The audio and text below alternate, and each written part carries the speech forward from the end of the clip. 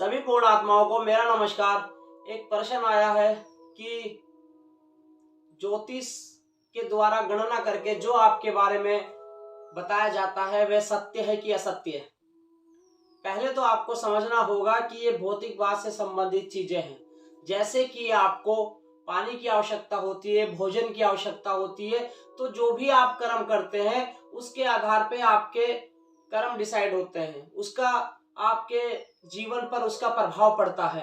जो कि कोई भी ज्योतिष जिसने वो जाना है ज्ञान, उसने चाहे वो मान्यता वाला ज्ञान उन्होंने पढ़ा है, प्रैक्टिकल करा है पढ़ के, उसकी गणना करके आपको वो बताते हैं उसके आधार पर जो महापुरुष कोई बता के गए हैं।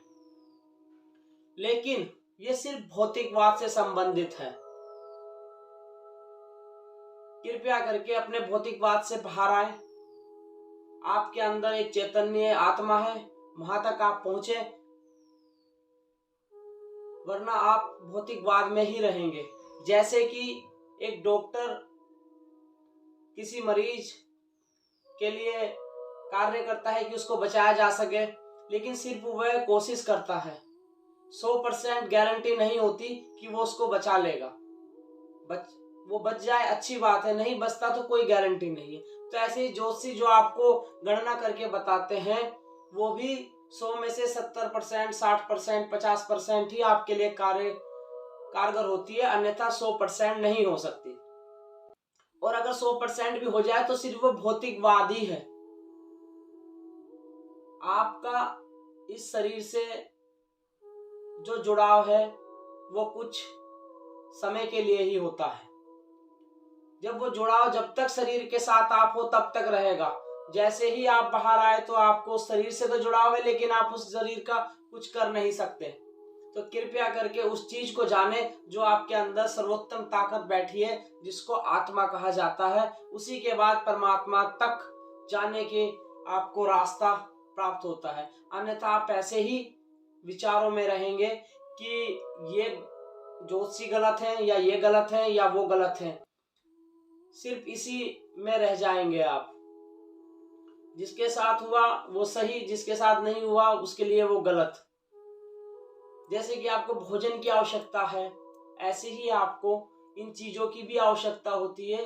वो आपके कर्म तो नहीं घटा सकता, लेकिन उसका आपको एक ऐसा आपको बचाव की कोशिश रही जाएगी उसमें कि आप उन कार्यों से बचेंगे। जब आपका मन उस तरफ जाएगा, जब आपको बताया जाएगा, आप पे जो प्रभाव डाला है उसके बारे में बताया जाएगा, जो आपने कर्मों के द्वारा जो गलत हुआ है उसका प्रभाव आपके जीवन पर पड़ता है।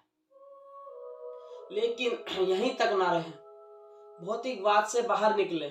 आपके अंदर बैठी आत्मा है, आत्मा तक पहुंचे, उसके दर्शन करें, अन्यथा आप ऐसे ही भटकते रहेंगे और ऐसे ही आप आचार्य जी के पास जाएंगे जिन्होंने ज्योतिष जी का ज्ञान जिनको है ज्योतिष का, तो वो आपको उसके आधार पे आपको बताएंगे गणना करके। वो सही होता है, लेकिन 100% कोई गारंटी नहीं होती। डॉक्टर भी आपको 100% गारंटी नहीं देता।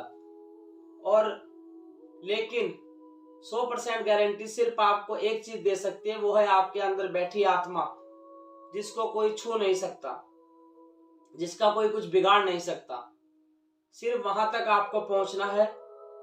और अगर आपको लगता है कि आप भौतिकवाद में समय व्यतीत करके ही सत्य को प्राप्त कर लेंगे, तो वो आप सत्य को नहीं प्राप्त कर सकते। सत्य को प्राप्त करने के लिए आपको स्वयं के साथ बैठना होगा, अन्यथा आप ऐसे ही विचारों पे विचार आपके आते रहेंगे और विचार चलते रहेंगे जिसका कोई अंत नहीं होता। जब आप लास्ट स्टेज में होंगे, जब भी आपके विचारों का अंत नहीं होगा। अगर हो सके तो इस शरीर में रहकर उसका अंत करने की कोशिश करें, तभी आप आत्मा के दर्शन पा सकते हैं। उसका एकमात्र रास्ता है ध्यान। ध्यान की गहराई में जाने के पश्चात ही आप विचारों से मुक्त हो सकते हैं। और जिस दिन आप विचारों से मुक्त हो गए, उस दिन आपके अंदर बैठा परमात्मा अंश यानी आत्मा के आपको दर्शन हो जाएंगे। सिर्फ यही 100% आपको गारंटी दे सकता है।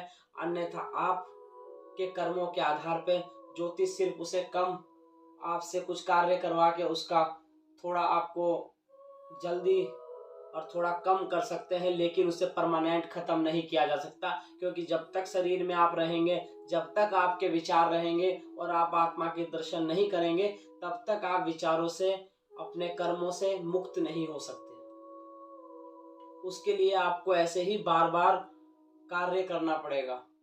और अगर आप स्वयं के दर्शन करते हैं तो आप उन चीजों से मुक्त हो जाते हैं।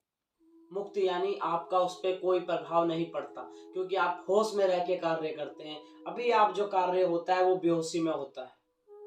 और ज्योतिष भी एक तरह का भौतिकता से संबंध है, यानी आपके शरीर के द्वारा जो कार्य किया जाता है उसका पूरा प्रभाव आपके जीवन पर पड़ता है, और आपका शरीर उसका कार्य करना पड़ता है, और उसका भुगतान भी शरीर को ही झेलना पड़ता है। लेकिन आत्मा को कोई कुछ नहीं कर सकता, उसको कोई बांध नहीं सकता, सिर्फ उसको जानना होता है। जिस दिन आप उसे जान जाएंगे, आप कोई आपको बांध नहीं सकता। कहीं आपको जाने की आवश्यकता नहीं होगी, कोई कार्य करने की आपको आवश्यकता नहीं होगी। आप जहां भी होंगे आनंद में होंगे, आनंद की स्थिति आपको प्राप्त होगी। वो एक समुद्र है, जहां पे जो है वो एक बूंद है। जो भी आप कार्य करते हैं, जितना भी अच्छा आपको लगता है, चाहे वो खाना है, चाहे वो पैसे हैं, चाहे वो कोई भी XYZ, जो भी आपको आनंद यहाँ सबसे ऊपर लगता है, वो आनंद सिर्फ बूंद है। जो भी यहाँ पे दिखाया आपको जा रहा है वो सिर्फ बूंद है। समुद्र आपके अंदर विराजमान है। अगर आप उसके दर्शन कर लेते हैं आत्मा के, वो ही समुद्र है। बाकी जो भी भौतिकवाद से संबंधित आपको यहाँ चीजें हैं, जो भी बताया जा रहा है, जो भी दिखाया जा रहा है, जिसका भी आपको आनंद सबसे ज्यादा यहाँ पे लगता है किसी भी चीज का, वो सिर्फ मात्र एक बूंद है। और आपके ही अंदर छुपा है पूरा अस्तित्व, पूरे ब्रह्मांड का अस्तित्व आपके अंदर है, जिसका पूरा का पूरा समुद्र आपके अंदर है। पर आप एक बूंद के लिए प्यासे घूम रहे हैं, लेकिन वो सत्य नहीं है। जिस प्यास के पीछे आप भाग रहे हैं वह माया है, यानी मन आपको बताता है कि ये बहुत बड़ा आनंद है, इससे बड़ा आनंद कुछ नहीं हो सकता। लेकिन अगर छोटा है तो बड़ा भी है, तो आनंद बड़ा भी है। जरूरी नहीं है उसका अंत वहां हो गया, अंत नहीं हो सकता। ब्रह्मांड अनंत है, तो ऐसे ही आनंद की स्थिति भी अनंत है। एक आनंद ऐसा है जो आपके अंदर छुपा है। जिस दिन आप पहुंचेंगे, वो आनंद एक समुद्र का रूप ले लेगा। आपको पता फिर लगेगा कि ये जो आपको दिख रहा था, जो आप आज तक अनुभव कर रहे थे, जो चीजें आप देख रहे थे, वो मात्र एक छोटी सी बूंद है, एक छोटी सी बूंद। और आप एक समुद्र हैं, लेकिन आप उसे जान नहीं पाए, इसलिए यहाँ भौतिकता की चीजों में आप रह जाते हैं अपने कर्मों के आधार पर। फिर जो आपको फल अच्छा या बुरा भुगतना होता है, फिर उसके बाद आप जो कर्म करते हैं यहाँ चलते हैं, तो जो आपको अच्छा लगता है आप उसे अच्छा कहते हैं, जो आपको गलत लगता है आप उसे गलत कहते हैं। ये सब कर्मों का खेल है। आप ना ज्योतिष को समझ पाएंगे, ना आप स्वयं को समझ पाएंगे। ज्योतिष को ना समझे, कोई आवश्यकता नहीं, लेकिन स्वयं आपके अंदर एक प्राण चल रहे हैं, सांस, आप उसको समझ जाएं। उसको अगर आप जान गए तो आपको कोई चीज जानने की आवश्यकता नहीं है, क्योंकि वो छोटी चीजों की आपको कोई जरूरत भी नहीं पड़ेगी। आपसे बड़ी ताकत कुछ हो नहीं सकती। आपके अंदर जो छुपा है वह समुद्र है, और यहाँ जो आप सोच रहे हैं अच्छा बुरा या जो भी आपको अनुभव लगता है, वह मात्र एक बूंद है। इसलिए स्वयं के साथ ध्यान में बैठ सके तो बैठें। जितनी ज्यादा जिज्ञासा होगी उतनी जल्दी आप अपनी आत्मा के दर्शन कर पाएंगे, अन्यथा ऐसे ही मन, विचार और माया में आप रह जाएंगे। और ऐसे ही आप कभी आचार्य जी के पास, कभी बड़े गुरु जी के पास, कभी छोटे गुरु जी के पास, ऐसे ही आप जाते रहेंगे, लेकिन समाधान कहीं से भी नहीं मिलेगा। क्योंकि आप जो समाधान चाहते हैं वो अलग है, समुद्र वाला, वो आपको ऐसे प्राप्त नहीं होगा। और ये जो छोटे छोटे आप समाधान के बारे में सोचते हैं, इन समाधानों से कुछ होगा भी नहीं।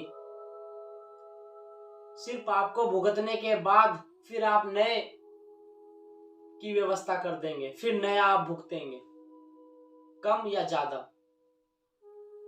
लेकिन अगर आप इससे मुक्त हो जाएं, आप स्वयं को जान जाएं, तो उसके बाद कुछ भुगतने की आवश्यकता नहीं होती। जो भी चीज आपके सामने होगी, आप उसे एक मजे के तौर, आनंद के तौर, हंसी के साथ आप उसको देख पाएंगे और आप उसका आनंद प्राप्त कर पाएंगे। ना कि आप ऐसे